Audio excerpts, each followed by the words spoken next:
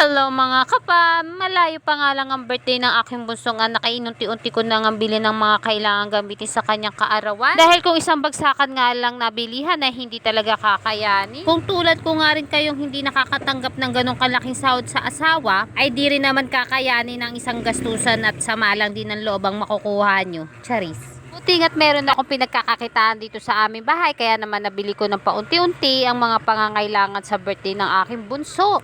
Dahil nag-iisa nga lang na anak kong babae at bunso pa, ay pangarap ko talagang mabigyan siya ng kahit simpleng selebrasyon lang ng kanyang 7th birthday. Hindi naman na kasi ito mauulit. Ang lahat ng mga ginamit sa birthday ng anak ko ay sa orange shop ko nga lang nabili.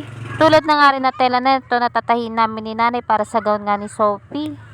Dahil kung magrerenta pa ako o bibili ay mas mapapamahal pa nga ako. Dumating na nga itong araw ng birthday ng aking anak at ito na nga kaming dalawa ng kapatid ko ay inaasikaso na nga itong harapan namin para mag-design. Buti na nga rin pala itong cake na in-order ng kapatid ko sa Taste of Eros. Buti na nga lang at meron akong mga mababait na kapatid na handa akong tulungan sa mga kaartihan ng buhay ko. Charot.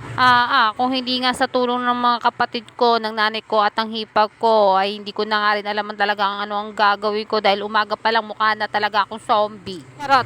Ay, buti na nga lang din at pinahiram din ako ng tatay ko ng kanyang video okay. Hindi ko na rin problema ang pagrerenta ng video okay. At nakamenos gastos na din ako. Hindi nga ako makamove on dito sa ganda ng cake na binili ng kapatid ko sa Taste of Eros.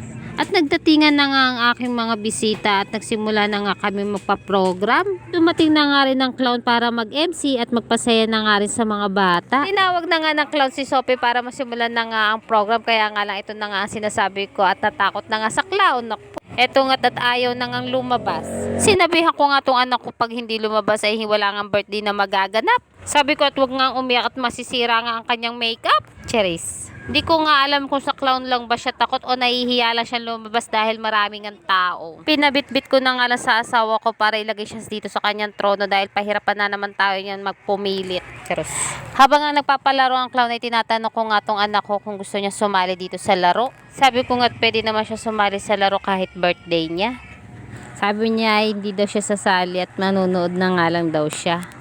Ito nga si Kuya Kelly niya ay sulit na sulit sa lahat ng laro at lahat ng laro ay talagang sinalihan niya. Ang kulit nga ni Sophie, maya na ako sinasabi na gusto niya magbukas ng regalo. Sabi ko, wag mo na nga magbukas ng regalo at maggagawa kami ng video para sa unboxing ng kanyang mga gift. Akala ko nga nasabihan ko na wag muna nga magbukas ng regalo at kaya nga lang ito na naman yung mukha niya sa akin at nagsasabi na naman magbubukas siya ng isang regalo at nagpupumilit nga talaga namang napakakulit. Hay, sinabihan ko na nga wag muna nga magbukas ng regalo at mamaya pagkatapos na nga lang ng kanyang birthday kaya nga lang ayan na naman yung pagmumukha niya at nagpupumilit kaya sinabihan ko na nga sige buksan mo na nga yung regalo mo. At ayan nga ang regalo sa kanya ng tita niya Ira, napakagandang bag. Napawaw pa sa kanyang pagbukas, Diyos mio. Sinabihan kung wag na nga muna ulit magbukas ng regalo dahil hindi pa tapos ang kanyang birthday at nakakahiya nga sa kanyang mga bisita.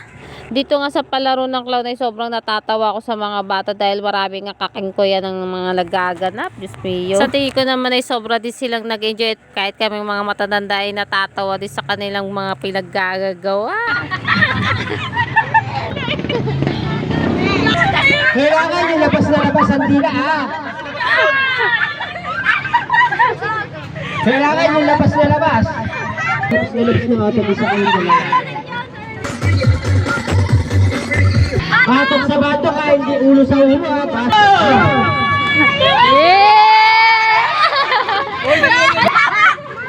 At syempre, pagkatapos ng maraming laro ay nagpasimula na nga magpa-7 cupcake. Tutuwa nga rin ako sa mga message nila kay Sophie. Maraming salamat sa inyo 7 cupcakes ni Sophie. At syempre, hindi rin magpapauli ang 7 symbol. Game na game din ang kanyang mga tita at nina. Syempre, thank you for your message and gift for Sophie. Lalong-lalo na sa inyong mga oras. Thank you. Marami ding hindi nakapunta pero alam ko't mga busy sila at syempre kailangan unahin ang dapat unahin. Pero maraming salamat pa rin sa effort.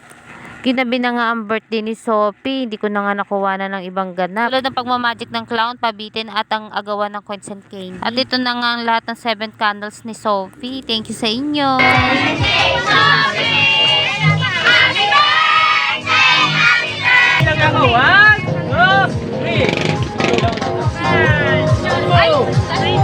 Ayun, na-vlog mo na sila. Maraming salamat sa lahat ng naging bahagi ng kaarawan ni Sophie sa effort at oras. Maraming salamat sa inyo. Ayan. Yan sa'yo. For the second, the third, Moses. Ay, sa'yo, kayo hindi mo muna.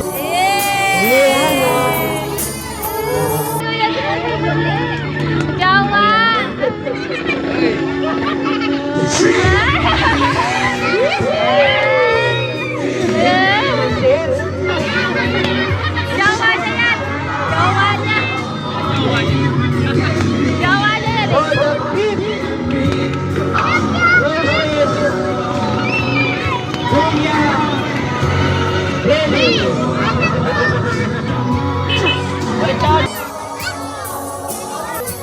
For the Ayan, mas maganda kargahin mo kuya. Ngayon, syempre, magpapauli ba ang pinaka-special? Last and 7 roses, Daddy Rebel.